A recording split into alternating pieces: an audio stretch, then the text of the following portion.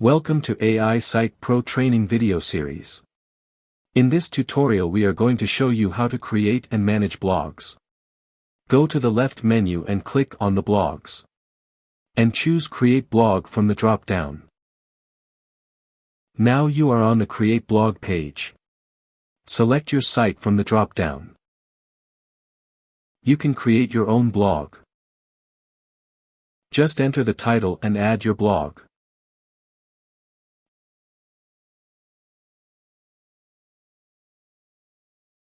You can also add image to your blog. And click on Submit button and your blog will be added to your website.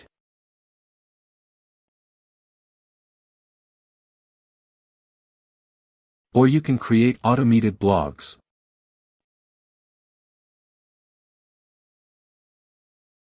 By inserting the keyword. And click on Submit button. And your blogs will be generated. You can see your all generated blogs in the Manage Blogs page, where you can also filter your blog by site. You can also delete any blog from the list. Go to your site. Click on Blogs and you can see your all generated blogs.